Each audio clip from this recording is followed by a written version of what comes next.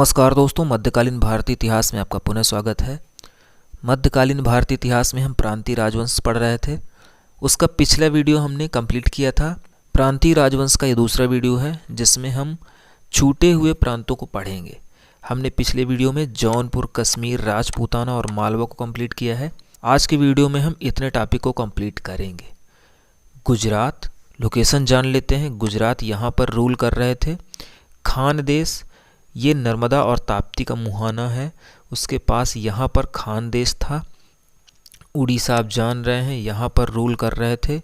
बंगाल के शासक यहाँ पर शासन कर रहे थे। और कामरूप के बारे में बात करेंगे, यहाँ पर शासन कर रहे थे। तो इस तरह से आज हम 5 शासकों के बारे में पढ़ेंगे, 5 राज्यों के बारे में पढ़ेंगे। 1, 2, 3, 4, 5। तो चलिए प्रारंभ करते हैं। सबसे पहले गुजरात की बात करते हैं। गुजरात में हमें मुख्य रूप से 3 शासकों के बारे में पढ़ना है। अहमद शाह, जिसकी तस्वीर आप देख रहे हैं, इसकी खास बात यह है इसने अहमदाबाद नामक शहर की स्थापना की थी। गुजरात राज्य वंश की स्थापना भी इसी ने की है। गुजरात को स्वतंत्र भी इसी ने करवाया है। और साथ ही साथ इसने अहमदाबाद एक नवीन नगर की स्थापना की थी। इस अहमदाबाद नगर को इसने अपनी आगे चलकर राजधानी बनाई और गुजरात में पहली बार जजिया कर आरोपित करने वाला यह शासक था। इसी अहमदाबाद के ऐतिहासिक नगर को यूनेस्को ने 2017 में विश्व धरोहर स्थलों की सूची में शामिल किया है। उसकी कुछ तस्वीरें हैं, आप देख सकते हैं। इसके पश्चात महमूद बेगड़ा आता है, जो काफ़ी पॉपुलर रूलर है। ये तस्वीरें आप महमूद बेगड़ा की देख रहे हैं। इसका मूल नाम आपसे पूछा जाएगा, महमूद बेगड़ा का मूल नाम बताइए। फतेह खान ये शासन करता है। इसके समय की सर्वाधिक महत्वपूर्ण घटना चौल के युद्ध की होती है। चौल, ये देख रहे हैं, ये महाराष्ट्र का मैप है, देख रहे हैं। और महाराष्ट्र के मैप में किनारे पर चौल नामक स्थान दिखाया जा रहा है। यहाँ पर एक युद्ध लड़ा जाता है, इसको चौल के युद्ध के नाम से जाना जाता है। जब महमूद बेगड़ा शासन कर रहा था गुजरात में, उस समय पुर्तगालियों का वर्चस्व बढ़ रहा था लगातार। और पुर्तगालियों से निपटने के लिए उसने एक संगठन बनाया। संगठन किसका किसका बनाया? मिस्र के लोगों का या मिस्र के शासकों का, तुर्की के शासकों से सहयोग लिया और गुजरात में स्वयं इन तीनों लोगों ने मिल करके सामना किया। किसका? पुर्तगालियों का सामना किया। और पुर्तगालियों को 1508 में, टाइम भी आपसे पूछा जाएगा, चौल का युद्ध कब हुआ? 1508 में पुर्तगालियों को चौल के युद्ध में बुरी तरह से इन्होंने पराजित कर दिया। हालांकि अल्मीडा ने अगले साल 1509 में अपना बदला चुका लिया और 1509 में अल्मीडा ने इन तीनों की संयुक्त सेना को बुरी तरीके से पराजित कर दिया था। याद रखेंगे कि अल्मीडा के पुत्र की यहाँ पर चौल के युद्ध में मृत्यु हो जाती है। उसका उसने बदला फिर बाद में चुका लिया था। बेगड़ा ने फारस, तुर्की, मिस्र देशों के साथ घनिष्ठ संबंध स्थापित किए थे। और यही कारण आप देख रहे हैं ऊपर कि इनके घनिष्ठ संबंधों के कारण ही इन सारे लोगों ने मिलकर के इसका साथ दिया था। इससे संबंधित एक मज़ेदार बात यह है कि खाना बहुत ज़्यादा खाता था। लगभग 15 किलो खा जाता था एक बार में खाना, और दिन भर खाना ही खाता रहता था। और खाना खाने के बाद रात में ये जहर पीता था। तो इसके बारे में एक मज़ेदार बात यहाँ पर मिलती है, हालांकि महत्वपूर्ण नहीं है परीक्षा की दृष्टि से। अगला शासक बहादुर शाह, जो इस डायनेस्टी का या इस जगह का अंतिम शासक होगा, उसने काम क्या किया है? सेनापति, तुर्की सेनापति मुस्तफ़ा को रोमिल खां की उपाधि दी है और शाही तोपखाने का अधीक्षक नियुक्त किया है। ज़्यादा खास महत्वपूर्ण आपके लिए नहीं है। संगीत का प्रेमी था और इसने मंजू कलावंत, एक संगीतकार हैं, उनको संरक्षण प्रदान किया था। थोड़ा सा अच्छा क्वेश्चन है। मंजू कलावंत को संरक्षण किसने प्रदान किया? बहादुर शाह ने प्रदान किया। और इससे संबंधित सबसे जो महत्वपूर्ण क्वेश्चन बनता है, ये प्रश्न कई बार आ चुका है, ध्यान रखेंगे। पुर्तगालियों से संधि के लिए एक वार्ता करने के लिए जाता है और समुद्र में गिर जाता है और वहीं पर हाथापाई होने की वजह से गिर जाता है। बर्छी भालों से इसकी हत्या कर दी जाती है। ये महत्वपूर्ण इसके साथ घटना होती है। बात आती है कि ये संधि करने के लिए क्यों गया था। आपको शॉर्ट में बता देता हूँ कि इसकी राजधानी खो जाती है, यानी इसकी राजधानी पर मुगलों ने अधिकार कर लिया था और मुगलों से अपनी राजधानी को प्राप्त करने के लिए ये पुर्तगालियों से संधि करता है कि आप मेरी मदद करेंगे तो मैं आप इतना इतना धन दूंगा और इतनी सेना आपको दी जाएगी।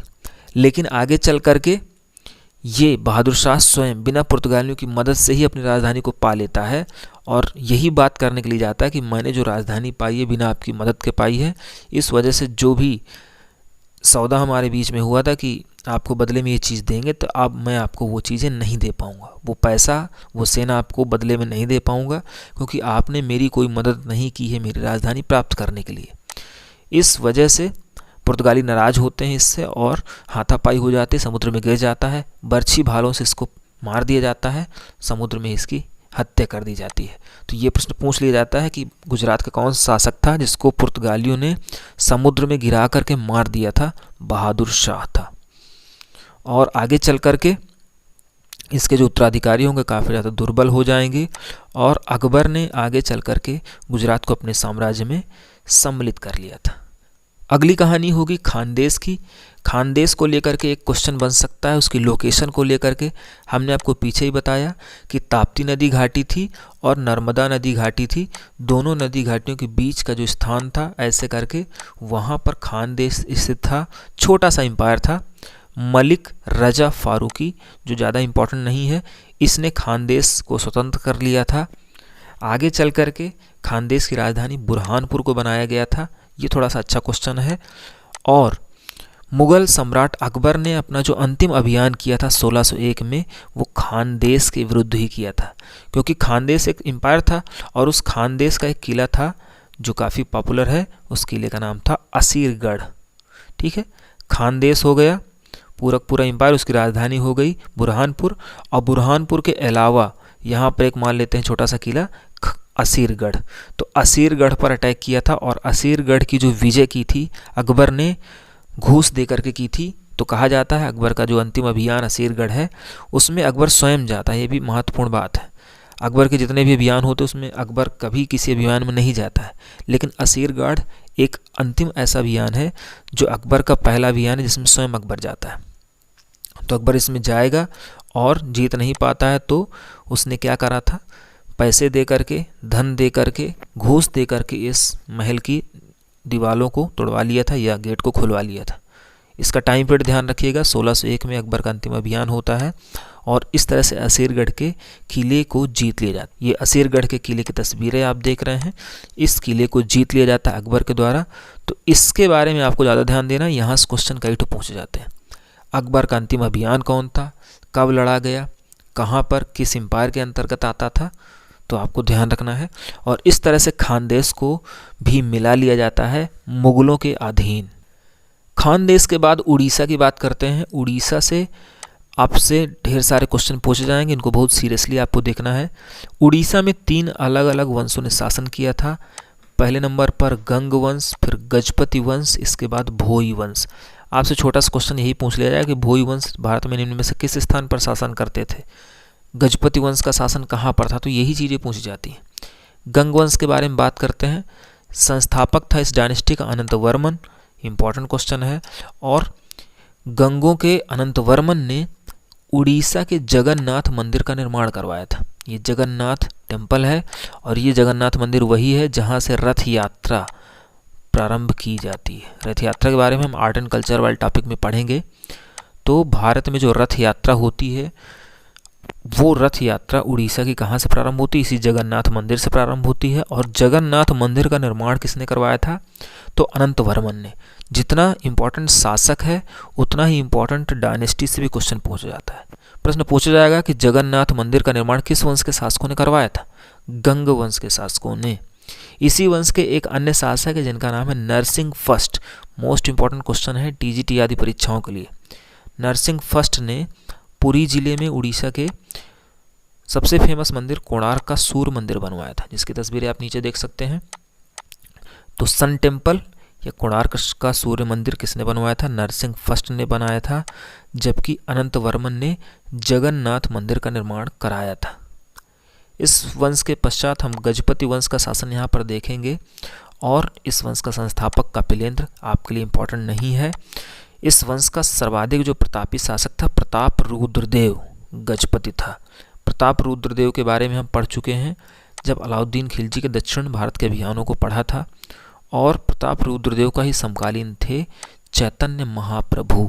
और चैतन्य महाप्रभु के बारे में हम आगे पढ़ेंगे जब हम बंगाल के बारे में पढ़ेंगे, क्योंकि चैतन्य महाप्रभु ने बंगाल में वैष्णव संप्रदाय को काफ़ी ज़्यादा प्रसारित किया था, इसलिए थोड़ा सा इम्पोर्टेंट है। आगे चलेंगे, उड़ीसा के पश्चात हम बंगाल की बात करेंगे। बंगाल की जो राजधानी थी वो लखनऊती हुआ करती थी और लखनऊती को विद्रोहों का नगर कहा जाता है। ये काफ़ी इम्पोर्टेंट क्वेश्चन है। क्यों? क्योंकि बंगाल पर नियंत्रण करना दिल्ली सल्तनत के सुल्तानों के लिए काफ़ी ज़्यादा दुश्वार रहा। बार बार वो लोग विद्रोह करके बंगाल को स्वतंत्र कर लेते थे। इस वजह से अक्सर वहाँ पर विद्रोह होते रहते थे और यही कारण था कि लखनऊती को विद्रोहों का नगर कहा जाता है। यहाँ पर एक डायनेस्टी रूल करती है जिसको इलियास शाही वंश के नाम से जाना जाता है और इस वंश का शासक था सिकंदर शाह। सिकंदर शाह ने पंडुआ नामक एक शहर है बंगाल में ही, वहाँ पर अदीना मस्जिद का निर्माण करवाया। ये अदीना मस्जिद की कुछ खूबसूरत तस्वीरें हैं, आप देख सकते हैं। आपसे प्रश्न पूछा जाएगा कि पंडुआ की अदीना मस्जिद का निर्माण किसने करवाया? सिकंदर शाह ने। किस वंश से संबंधित था? इलियास शाही वंश। इसके पश्चात गयासुद्दीन आजम शाह आएगा। इसके द्वारा किया गया एक महत्वपूर्ण काम है, महारत्न धर्मराज नामक बौद्ध भिक्षु को अपना दूत बना करके चाइना भेजा जाएगा इसके द्वारा। हालांकि एक दूसरी परीक्षाओं के लिए महत्वपूर्ण नहीं है, लेकिन टीजीटी, नेट आदि परीक्षाओं में ऐसे ही प्रश्न पूछे जाते हैं। महारत्न धर्मराज नामक बौद्ध भिक्षु को अपना दूत बना करके चीन किस सुल्तान ने या किस शासक ने भेजा था? तो गयासुद्दीन आजम शाह ने भेजा था। रुकनुद्दीन बारबक शाह, थोड़ा सा इसके बारे में ढेर सारे फैक्ट आपको मिलेंगे।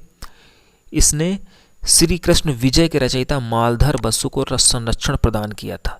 श्री कृष्ण विजय एक पुस्तक है, इसके रचयिता हैं मालधर बसु, काफ़ी फेमस राइटर हैं ये। इनको संरक्षण किसने दिया था? इसी बारबक शाह ने दिया था और इन्हें गुणराज खान की उपाधि भी प्रदान की थी। इसी के टाइम पीरियड में कृत्तिवास ने रामायण का बांग्ला भाषा में अनुवाद कर दिया था।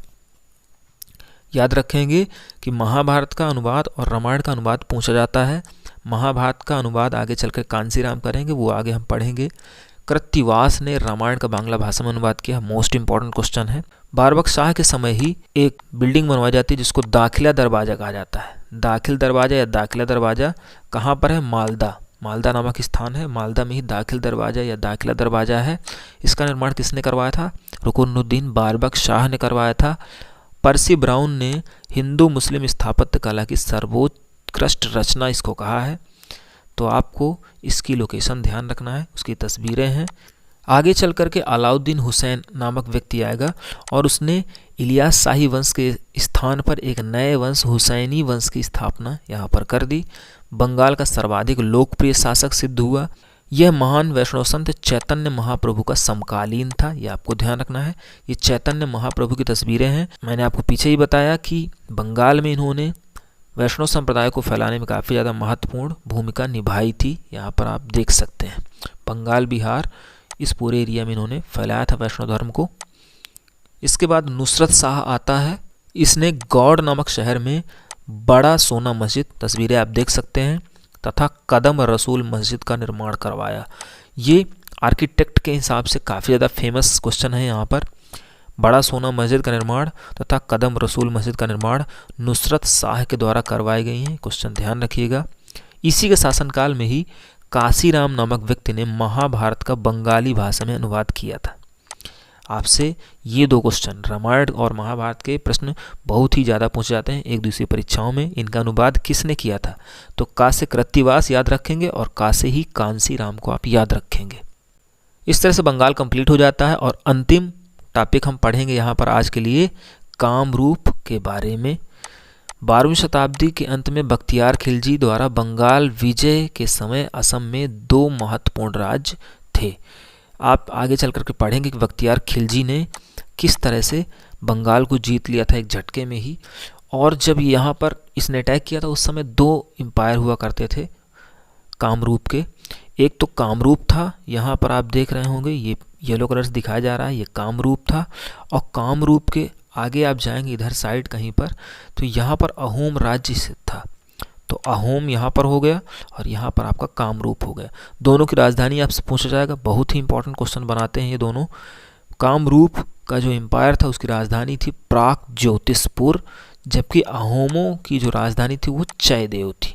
ठीक है। तो अहोमों की जो राजधानी थी वो जयदेव थी और कामरूप की जो राजधानी थी वो प्रागज्योतिषपुर थी। मोस्ट इंपॉर्टेंट क्वेश्चन है। अहोमों के आगे चल करके कई शासक होंगे, उनमें अहोमों का एक पॉपुलर शासक था जिसका नाम था सुंगमंग। ठीक है, तो यहाँ से ग्रुप डी आदि परीक्षाओं में यहाँ तक से क्वेश्चन पूछे गए हैं, ध्यान रखिएगा। तो इस तरह से कामरूप के बारे में आपने जाना।